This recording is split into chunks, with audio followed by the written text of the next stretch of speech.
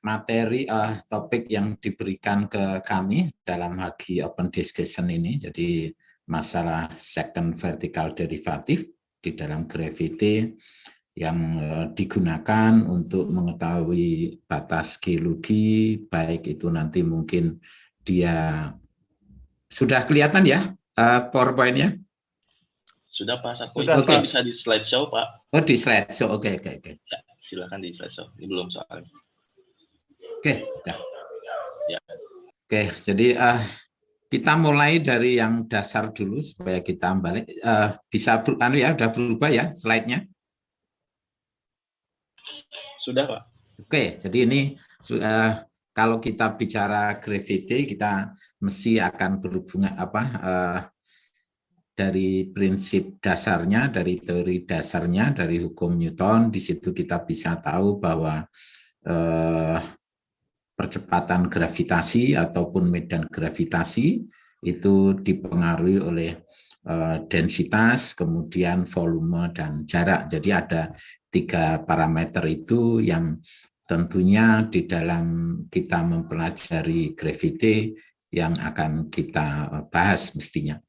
Nah, kemudian kita sebentar ke flashback ke medan gravitasi atau percepatan gravitasi. Jadi dari persamaan yang saya di sini bahwa ini adalah medan gravitasi atau percepatan gravitasi untuk bumi yang berbentuk elipsoid dan dia berotasi. Jadi persamaan yang ada di situ adalah bahwa ini di asumsi kita adalah bahwa bumi berbentuk elipsoid dan juga berotasi. Nah, biasanya kita untuk menurunkan medan gravitasi atau percepatan gravitasi itu kita menurunkan dari potensial gravitasinya. Kita lihat di situ potensial gravitasi itu UG itu adalah untuk potensial gravitasi bumi yang diam, yang berbentuk elip, kemudian yang komponen belakangnya yang minus setengah, omega kuadrat R kuadrat itu adalah efek karena bumi berotasi, maka dia akan mengalami percepatan sentripetal. Kita juga tahu bahwa dari persamaan percepatan gravitasi bumi yang fungsi lintang itu sudah diturunkan. Kemudian kalau kita masukkan nilai geodetiknya dari sumbu panjang atau jari-jari bumi, kemudian massa bumi, maka kita akan dapatkan nilai percepatan gravitasi di permukaan bumi pada lintang tertentu.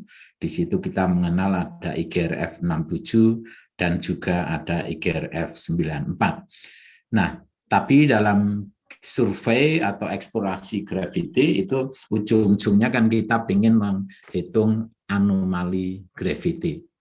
Nah, di sini anomali gravity ini sebetulnya kita definisikan sebagai selisih antara gravity observasi dengan gravity teoretiknya.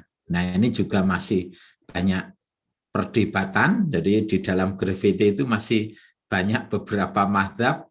Nah, di sini misalkan salah satunya apakah anomali di sini masih berada di titik pengukuran atau berada di sea level, ini ya masing-masing punya alasan sendiri-sendiri di sini. Tapi yang jelas bahwa anomali gravity itu adalah gravity selisih antara gravity observasi dengan gravity teoretik pada titik pengamatan. Oke, di situ. Nah, kalau kita bicara anomali gravity, nanti kita selanjutnya adalah bagaimana kita mengetahui sumber dari anomali itu. Nah, untuk itu biasanya kita mendekati untuk mengetahui ini, kita ingin mendekati untuk dengan model-model benda yang sederhana. Nah, ini misalkan contoh untuk model benda berbentuk bola, kita dapatkan di sini persamaannya. Nah, kalau kita lihat dari persamaan tersebut, Kemudian kita misalkan untuk model benda di bawah, kemudian kita hitung responnya, nanti kita akan dapatkan responnya, dari responnya itu nanti kita akan melakukan pemodelan balik. Nah, tentunya kita nanti mesti bisa menjawab berapa density dari benda itu. Kemudian yang kedua, berapa dimensi dari benda itu. Kalau bola berarti jari-jarinya berapa. Kemudian kedalamannya berapa. Nah, ini harus dijawab di dalam kita melakukan pemodelan dan interpretasi. Nah, di dalam pemodelan dan interpretasi geofisika ini menghasilkan model yang tidak unik di situ atau punya ambiguitas. Nah, baik itu nanti density-nya berapa, itu bisa ambiguitas karena kita tahu meskipun batuan sudah diketahui, batuan mempunyai density yang tidak fix, dia punya rentang dari sekian sampai sekian. Misalkan granit dia punya nilai rentang tertentu. Kemudian kedalamannya berapa? Kemudian batas benda anomalinya. Nah, ini kita lihat misalkan untuk satu benda ini, satu respon anomali, kita bisa mendapatkan model yang bermacam-macam. Hasilnya sama, tetap ya respon itu. Tetapi dia memberikan model yang berbeda-beda di sini. Nah, sehingga kita perlu seorang di geofisika, kita pengen mengurangi ambiguity itu. Maka dibutuhkan beberapa data di situ pendukung dalam kita melakukan pemodelan dan interpretasi. Yang pertama biasanya kita nggak bisa terlepas dari geologinya, misalkan peta geologinya seperti apa. Kalau ada data sumur, itu akan lebih bagus. Ada data seismik, itu juga akan lebih bagus. Nah, tetapi kita juga bisa memanfaatkan data anomali itu, yaitu dengan melakukan di situ pendekatan secara matematik. Ada beberapa teknik yang dikembangkan, misalkan ada spektrum analisis. Nah, itu biasanya untuk menentukan kedalaman basementnya atau regional residual. Atau nanti ada yang dikembangkan pakai dekonvolusi Euler untuk menentukan kedalamannya. Nah, di dalam kesempatan pagi ini kita akan membahas akan sharing mengenai masalah gradien. Nah, kalau kita bicara gradien, sebetulnya kan tidak hanya second vertical derivative. Gradien itu nanti akan ada gradien horizontal. Ini bisa gradien horizontal pertama, gradien horizontal kedua atau second vertical derivative. Kemudian yang vertikal juga ada first vertical derivative, kemudian ada second vertical derivative. Sehingga dalam sharing ini saya akan mulai dari lebih ke pemodelan sintetiknya, nanti baru kita contoh studi kasus yang ada.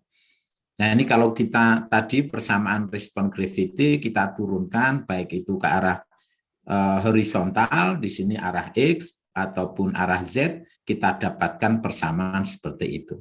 Itu misalkan untuk model bola. Nah, kemudian kalau kita lakukan simulasi dasar sintetik, di sini kita lihat yang atas adalah respon gravity-nya, bagian tengah adalah first horizontal derivatifnya yang warna merah, kemudian yang warna biru itu adalah second horizontal derivatifnya dari persamaan yang tadi.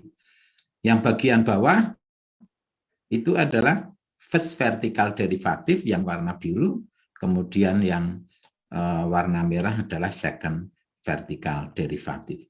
Kita lihat dari data sintetik ini, ada informasi enggak yang kita dapatkan di situ. Ternyata mungkin dari sini kita masih belum bisa mendapatkan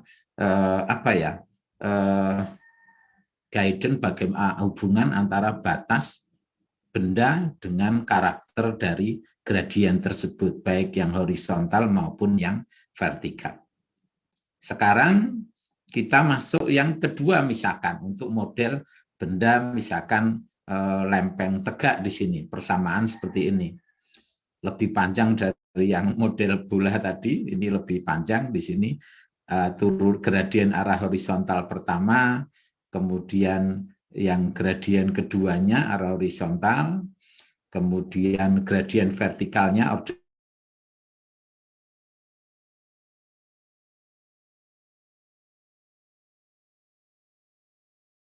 bergelut di teoritik. Nah, di sini kita dari persamaan ini kita modelkan juga, kita lihat di sini.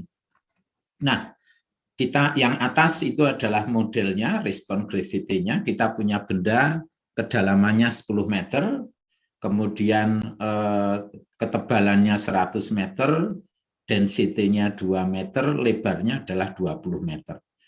Kita lihat di sini responnya gradien horizontal pertama kita dapatkan seperti itu, FHX sintetik, kemudian analitik, kemudian gradien horizontal kedua kita dapatkan seperti itu. Nah, dari model sintetik ini kita bisa ambil di sini bahwa gradien horizontal itu dia maksimum dan minimum itu menunjukkan batas dari bendanya di sini, ada bisa dilihat di sini. Jadi ini maksimum, di sini minimum.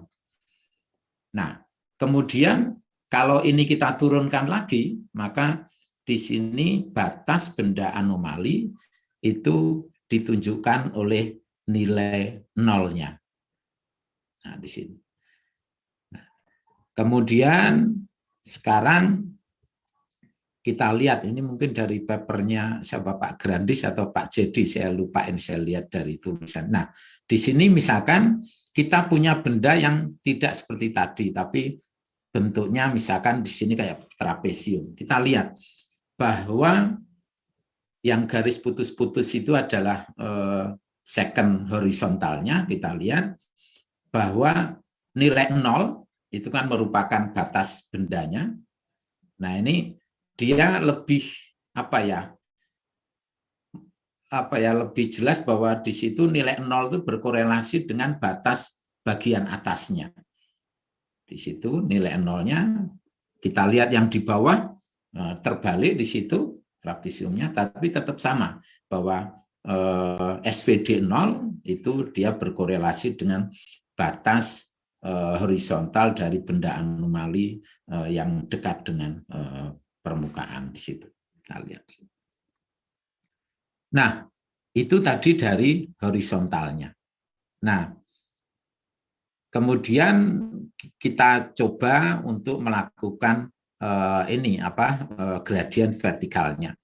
Sebetulnya gradien vertikal ini kita bisa lakukan secara secara praktek di lapangan. Misalkan kita melakukan pengukuran gravity pada ketinggian yang berbeda. Misalkan kita punya di satu titik, kita punya pengukuran di 3 ketinggian. Nah, tapi itu kan ya memakan waktu juga. Padahal kita biasanya kalau melakukan pengukuran gravity, itu kan kita terdistribusi dengan lintasan tertentu atau grid tertentu, sehingga dari situ bisa juga dari yang data horizontal atau data grid tadi, itu kita bisa menghitung gradien vertikalnya. Nah, ini berdasarkan persamaan Laplace. Di sini kita lihat bahwa gradien bahwa turunan order 2 dari gravity itu kan sama dengan 0. Maka kalau kita bisa tuliskan di situ bahwa second vertical derivative atau turunan order 2 gravity arah vertikal itu sama dengan jumlahan dari gradien vertikal, gradien horizontal arah X dan arah Z. Jadi turunan kedua gradien horizontal arah X dan arah Z di sini. Ini kalau 2D. Nah, kalau secara 1D berarti nanti apa? Second vertical derivative itu sama dengan second horizontal derivatifnya. Nah, biasanya kita sering mengenal untuk SVD ini, kita mengenal ada 3 operator filter yang digunakan, karena kita bisa tahu bahwa SVD itu adalah merupakan bisa dihitung dari konvolusi antara data gravity dengan operator filternya. Nah, di sini ada 3 operator filter yang biasa kita pakai. Semuanya simetris filternya ini mestinya. Nah, nanti kita coba kita bandingkan dengan yang dari Laplace tadi, hasilnya sama atau tidak. Nanti kita lihat. Nah, ini biasanya yang juga masih menjadi. Ya, halo, udah nih ya. Jelas ya? Masih kelihatan PowerPoint sekarang berubah ya di situ ya. Iya, jelas Pak Sarkowi, kelihatan gambarnya. Oke, terima kasih. Jadi, nah ini biasa yang digunakan untuk kita melakukan pemodelan yang biasa digunakan untuk identifikasi, misalkan ini model sesar misalkan. Nanti untuk mengetahui ini sesarnya sesar naik ataupun sesar turun. Nah, tetapi saya juga ini kan semua permainan matematika saja. Nanti kita lihat hasilnya seperti apa. Nah, ini kita punya beberapa model sesar, misalkan dengan sudut 20, kemudian 45, kemudian 70, itu hasilnya seperti apa. Nanti kita lihat dari, baik itu dari gradien horizontalnya, kemudian bisa kita lihat dari gradien vertikalnya. Nah, tetapi dari sini kita lihat bahwa karakter dari first horizontal derivatif atau gradien horizontal derivatif tadi biasanya bahwa batas dari anomali itu akan ditunjukkan oleh nilai yang maksimum ataupun minimum. Kita lihat di sini, ini nilai maksimum, nanti mesti di sini ada pergeseran karena dia ini. Nah, nanti juga turunannya adalah di 0 di sini. Kalau ini lebar, maka di sini akan ada ambiguity juga di sini. Nah, di sini untuk yang sudutnya pendek, maka dia mungkin ini juga tetap ini SVD-nya juga akan ini berubah, tidak pas titik 0 juga. Nah, sehingga meskipun kita mengembangkan dengan teknik ini ya dari sintetik ini, dari gradien ini juga kita nggak bisa menentukan secara fix ini loh batas, misalkan untuk analisa sesar ini juga karena memang bidangnya di situ miring ya kita dia mesti akan berada di antara zona itu. Nah ini, dari situ di sini untuk beberapa sudut, nah tetapi kita bisa melihat di sini dari nilai gradien vertikalnya atau dari second vertikal derivatifnya. Kita lihat ini adalah nilai dari SVD maksimum dan minimumnya. Nah, dari pemodelan sintetik kita lihat bahwa kalau dia itu sesar naik, di sini bisa intrusi juga, maka harga mutlak negatif dari SVD itu akan lebih besar dibandingkan harga maksimumnya. Anda bisa kita lihat di sini. Di sini nilainya adalah hampir mendekati 0,002. Nah, di sini 1, berapa. Nilai yang negatif ini lebih besar dibandingkan yang positif. Makanya dia akan seperti ini. Nah, sekarang kalau yang sesar turun. SVD max-nya yang positif dia selalu lebih besar dibandingkan yang negatif. Di sini misalkan yang sudut 20 derajat dia di sini seperti ini, yang di sini akan kecil. Nah, sehingga ini yang banyak digunakan oleh teman-teman di geofisika yang bergelut di gravity untuk analisa sesar, ini sesar naik atau sesar turun, dia menggunakan ini aturan. Nah, ini contoh misalkan ini dari ini ada data misalkan di sini, ini misalkan cekungan atau sedimen di sini. Nah, Jadi tadi bahwa tidak harus untuk menentukan patahan, tapi bisa juga untuk menentukan batas-batas dari cekungan sendiri di sini. Nah, ini kita lihat di sini untuk respon yang cekungan, kita lihat ini nilai SVD minusnya, min-nya itu lebih kecil dibandingkan SVD max-nya. Yang sebelah kiri kita lihat. Yang sebelah kanan pun gitu. Di sini SVD min-nya itu lebih besar, lebih kecil dibandingkan SVD max-nya. Berbeda kalau kita model untuk yang intrusi, kita lihat misalkan. Ataupun nanti yang lain. Nah, model seperti ini, nanti kita punya SVD min-nya akan lebih besar secara ini ya mutlaknya dibandingkan SVD max-nya. Nah, ini kita lihat di sini. Ini SVD min, ini SVD max. Jauh lebih besar yang ini kalau kita harga mutlakan.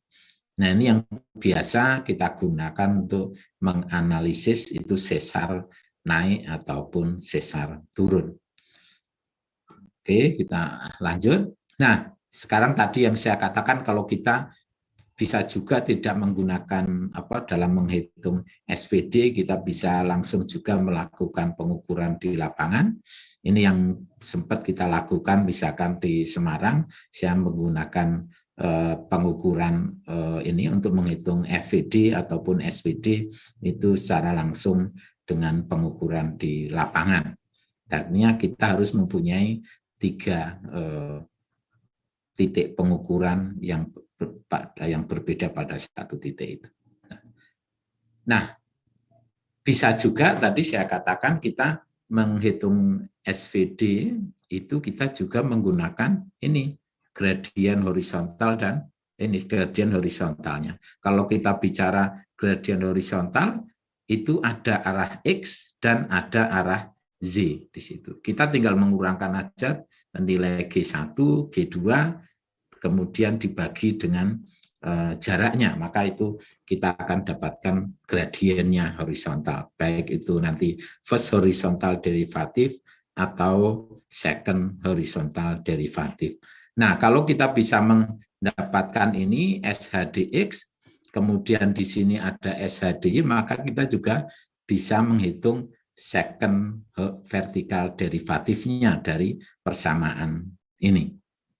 Nah, nanti kita akan, ini coba kita lihat dari hasil pemodelan, kita bisa lihat di situ bagaimana first horizontal derivatif, kemudian second horizontal derivatif, itu bisa kita dari 2 karakter itu kita bisa mengidentifikasi batas-batas dari benda anomali. Nah, ini tadi single, ini ada 3 bendanya berjejer, kita tetap bisa mengidentifikasi batas-batas benda anomali itu dengan baik di situ. Kalau FVD ya berarti dia di maksimum atau minimumnya, kalau SVD maka di titik nolnya. Itu merupakan batas dari benda anomali. Nah, sekarang kalau secara 3D-nya kita lakukan pemodelan. Nah, di sini misalkan kita punya benda, ini bendanya adalah lebarnya itu 1 kilo, panjangnya 2 kilo, kemudian kedalamannya adalah di 20 meter, kemudian ketebalannya 10 meter. Nah, kita coba pakai gradien untuk mengetahui batas-batas dari benda anomali tersebut. Kita coba yang pertama pakai gradien horizontalnya. Tadi dari gradien horizontal bahwa batas benda anomali itu ditunjukkan oleh nilai maksimum atau minimum. Nah, kita lihat di sini, ini adalah nilai maksimum. Kemudian ini nilai minimumnya. Kemudian ini maksimum dan ini minimum. Ini dari gradien horizontal yang pertama. Nah, kemudian ke gradien horizontal yang kedua. Batas benda anomali akan ditunjukkan oleh nilai nolnya. Ini yang putih itu 0. 0. Nah, tetapi bisa kita lihat di sini untuk batas arah X-nya pas sekali di sini. Nah, batas arah Z-nya ada beberapa nilai 0 di situ. Nah, ini kita lihat. Untuk arah X-nya itu kelihatan dengan jelas, kita bisa identifikasi. Oh, ini batas benda anomalinya. Nah, tetapi begitu arah Z-nya, ada beberapa nilai 0 di situ. Nah, ini kalau kita cuma menggunakan arah X-nya, gradien arah X. Sekarang kalau gradien arah Z-nya, nah, kita lihat. Sama dengan tadi, tetapi ini batas Y-nya yang bisa kita identifikasi dengan baik di situ. Maksimum minimumnya kelihatan. Di situ merupakan batas benda anomalinya. Tetapi arah X-nya tidak begitu jelas. Kita tidak bisa mengidentifikasi dengan baik. Nah, ini. Nah, ini SHD-nya, second horizontal derivatif, arah vertikal arah Z, kita lihat di situ. Untuk batas nolnya di sini yang arah Z-nya kelihatan betul, tetapi yang di sini X-nya ada beberapa nilai 0 di situ. Nah, sekarang kalau kita jumlahkan antara SHDX dengan SHDY. Nah, kalau kita jumlahkan, maka kita akan dari persamaan Laplace tadi kita akan mendapatkan ini second vertical derivatifnya. Nah, kita nilai nolnya ditunjukkan oleh ini. Ini adalah merupakan batas-batas dari benda anomali. Meskipun di sini juga ada nilai 0 juga di situ. Nah, sekarang tadi untuk benda yang gabung jadi satu. Nah, sekarang yang terpisah. Saya yang model terpisah ini ada yang benda yang dangkal, ada yang dalam. Sehingga nanti kita bisa tahu sensitivity dari gradien fungsi kedalaman itu seperti apa. Kita lihat dari model tadi FDX-nya, gradien horizontal arah X, kita bisa tentukan batas bendanya dengan baik di sini. Second horizontalnya kita tahu batas dengan baik, sama dengan tadi untuk Z-nya ada beberapa choice di situ. Kemudian, nah ini kalau kita ini sesuaikan dengan bendanya. Nah ini arah Z-nya, sama dengan tadi, arah Z-nya bisa kita identifikasi dengan baik. Nah tapi batas X-nya akan agak susah. Second horizontal yang arah Z kita dapatkan seperti ini, sama dengan yang samping di sini juga agak susah. Tapi kalau kita gabung, nah ini SVD dari SHDX dan SHZ kita lihat di sini. Kemudian kalau kita bandingkan dengan SVD yang hasil perhitungan dengan operator yang ada, misalkan kita dengan menggunakan Elkins. Nah, dengan Elkin kita dapatkan nilai seperti ini. Nilai 0 sama antara SVD yang kita turunkan dari gradien horizontal tadi dengan Elkin itu sama posisinya. Jadi dia titik 0 itu bisa berkorelasi dengan model benda anomalinya. Nah ini pakai Henderson juga seperti itu, kita bisa mengidentifikasi dengan baik. Nah untuk yang Ronsberg itu bisa di dalam bisa, tapi ada titik 0 di sekeliling dan di dalamnya. Ini untuk model yang kalau kita dalam satu gambar jadi seperti ini. Nah sekarang model yang ini, yang bendanya dalam di sini. Bendanya di kedalaman 1000 meter, dimensinya masih sama. Nah, respon gravity-nya seperti ini. Nah, kemudian kita lihat gradien horizontalnya.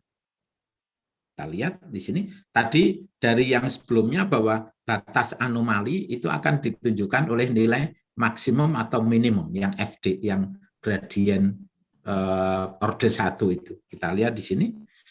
Untuk benda yang panjang, yang ini lebarnya ini yang 2 kilo, ini masih kelihatan pas, dia ada di sini maksimum, di sini minimum. Tapi untuk benda yang lebih pendek, di sini lebarnya 1 kilo, 1 kilo, kedalamannya, sedangkan kedalamannya 1 kilo. Nah, di sini tidak berada pas di maksimum minimumnya. Kalau dari gradien horizontal, second horizontal derivatifnya kita lihat, ini masih bisa kita tentukan dengan baik arah sininya. Tapi di sini tidak bisa pas karena kami dengan kedalaman. Nah, kemudian ini arah arah Z-nya. Kita lakukan gradien horizontal arah Z. Kita lihat di sini. Nah, ini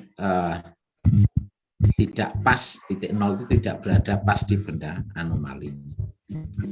Nah, ini kalau kita SVD-nya, baik yang kita hitung dari gradien horizontal, kemudian yang kita pakai operator, Elgin, kemudian kita pakai Henderson, Ronselsberg, memberikan hasil yang sama. Jadi titik nol itu tidak tidak berada pas di benda anomali. Nah, sehingga dari pemodelan sintetik itu tadi, ini bahwa kami bisa mengambil kesimpulan dulu bahwa gradien gravity ini baik mau gradien horizontal ataupun gradien vertikal, baik itu second vertikal derivatif atau second horizontal derivatif, ini merupakan pendekatan secara matematik yang digunakan untuk mengurangi ambiguity dalam pemodelan dan interpretasi. Nah, teknik gradien ini bisa kita gunakan untuk mengetahui batas litologi.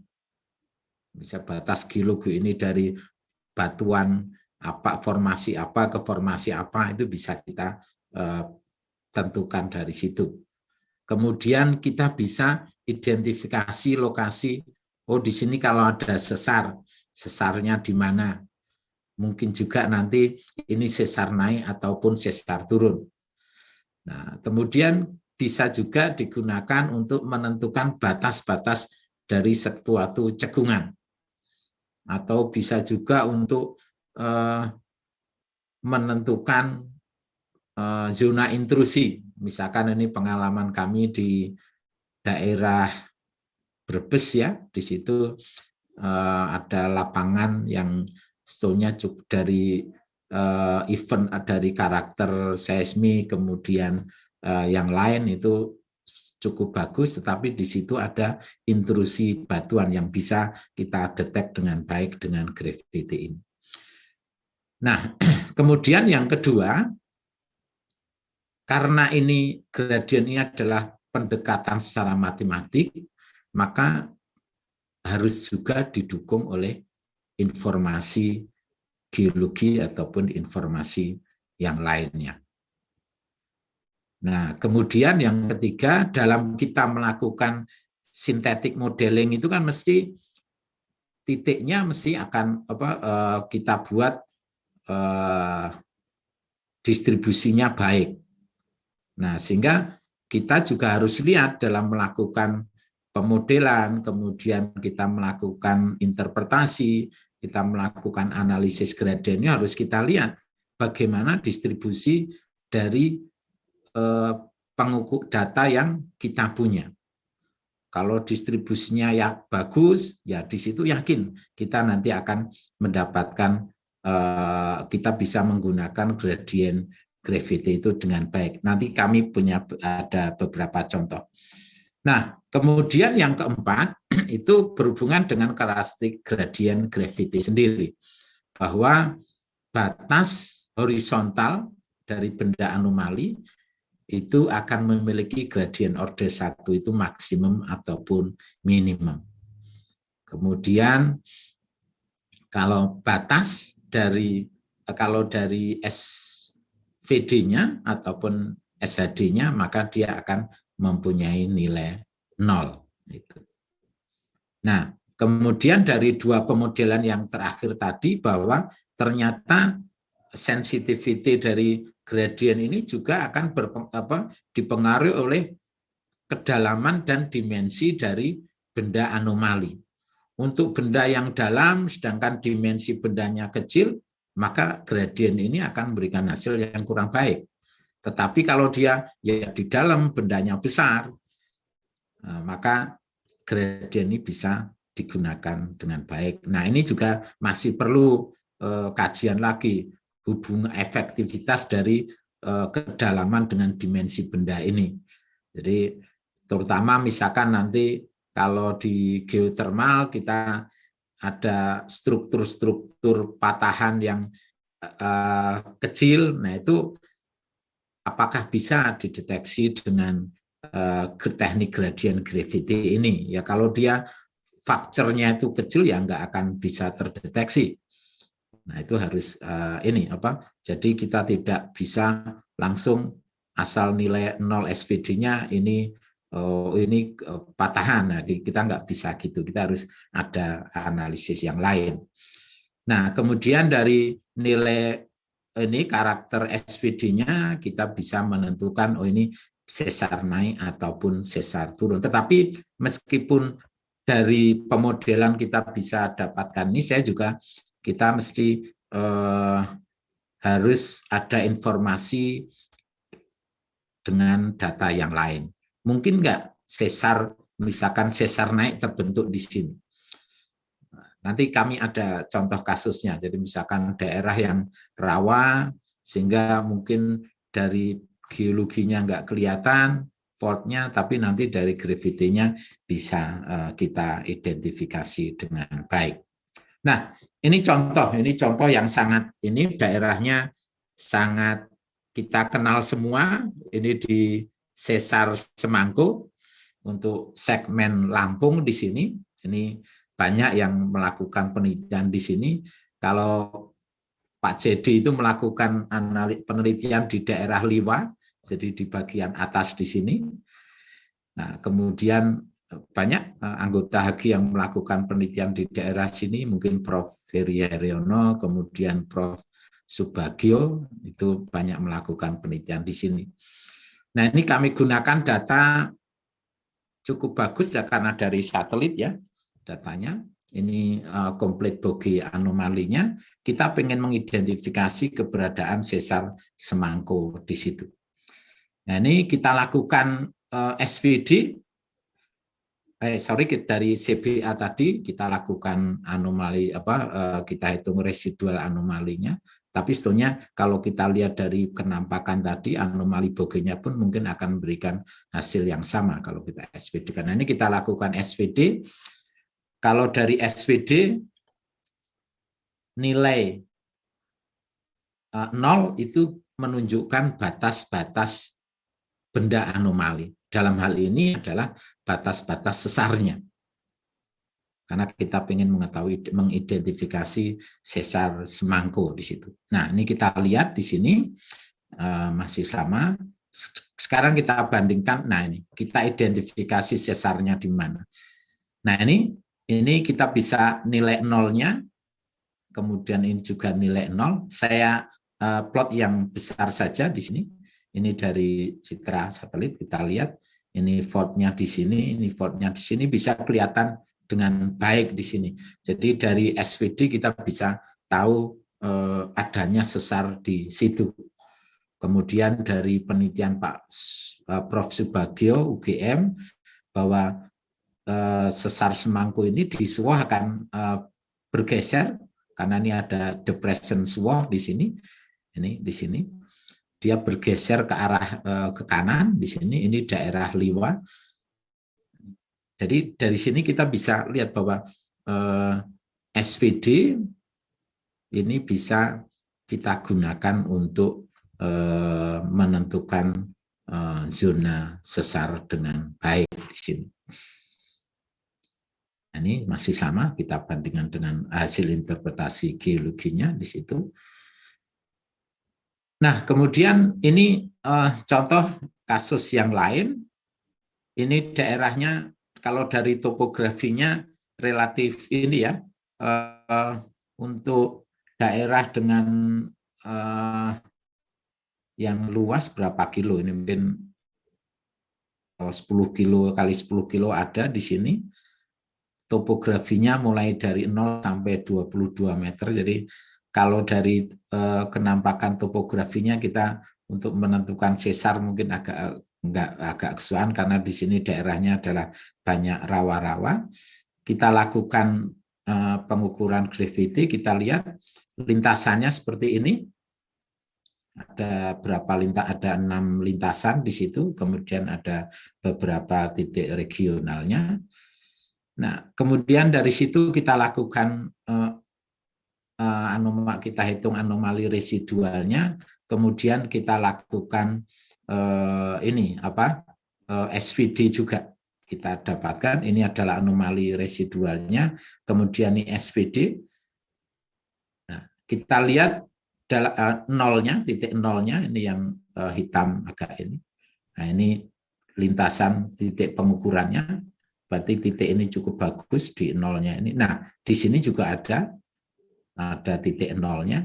Nah, tapi tadi bahwa kita tidak bisa menginterpretasi asal titik nol itu di situ patahan. Ini karena banyak teman-teman ini mungkin yang masih awal mahasiswa, pokoknya asal titik nol itu adalah patahan. Padahal kan tadi tidak, batas cekungan pun dia akan memberikan nilai nol di situ. Nah, kemudian ini di situ adalah dari SVD ini adalah nilai nolnya di situ. Kemudian ini kita bandingkan dengan data hasil dari seismik di sini. Ternyata di sini dari seismik di sini juga mendapatkan ada patahan di situ. Ini soalnya ini data pengukuran ini tahun 2007, jadi sudah lama. Kemudian ini kami mendapatkan ini belum lama, mungkin tahun ini laporan dari tahun 2000 berapa, mungkin 2011 atau 12. Nah, ini kita bisa bahwa ini dari gravity dengan SVD kita bisa menginterpretasi keberadaan sesar di sini dengan baik. Kalau kita bandingkan dengan dari SVD dari ini geologi yang kita ini dari struktur yang dari seismik kita dapatkan seperti ini. Dia berkorelasi dengan baik. Bahkan adanya tinggian di sini juga memberikan nilai yang karakter yang sama. Nah, tadi saya katakan bahwa kita dalam melakukan pemodelan, kemudian dan interpretasi, kita harus didukung oleh data geologinya, kemudian di data bawah permukaannya. Di sini kebetulan ini adalah sesar naik. Di sini ada mungkin kalau yang di oil and gas sangat terkenal. Di sini ada Iliran High karena ini memang lapangan yang ini dulu Belanda tahun 30-an sudah mulai melakukan eksplorasi di sini. Nah, itu tadi kasus yang ini datanya cukup bagus. Ini data yang lain misalkan. Ini kami punya data di area panas bumi. Distribusi titiknya soalnya cukup merata, tetapi tidak terlalu rapat. Nah, di sini. Ini anomali bogenya, ini anomali residualnya. Nah, kemudian kita lakukan SVD, kita bandingkan dengan peta geologinya. Nah, ini adalah peta geologinya, ada struktur sesarnya, kemudian ini nilai SVD-nya. Ini saya plot dengan ini. Nah, ini ternyata bahwa ada perbedaan antara geologi dengan SVD-nya. Harusnya 0 itu adalah lokasi patahannya di situ. Tapi di sini ada tidak pas di sini. Nah, ini mungkin karena pengaruh datanya, distribusi datanya, ataupun juga mengenai masalah ini filtering kedalaman anomali residualnya. Makanya di dalam gravity masih cukup banyak yang bisa kita eksplor, kita teliti lagi, mungkin hubungan antara filtering dengan kedalaman. Nanti kita bisa lakukan penelitian dengan detail di situ. Nah, jadi itu dari saya yang bisa saya sampaikan. Harapan saya ini bisa membuka wawasan bagi kita semua untuk berdiskusi mengenai metode tidak hanya gradien. Jadi saya lebih tidak gradien second vertical derivatif, tetapi saya lebih di sini adalah gradien, karena gradien bisa gradien horizontal, bisa gradien vertikal, baik itu first horizontal ataupun second horizontal gradient gravity. Oke, dari saya itu terima kasih. Arkelam, Assalamualaikum warahmatullahi wabarakatuh. Saya kembalikan ke moderator, ke Mas Hilmi. Kami silakan, Mas. Waalaikumsalam.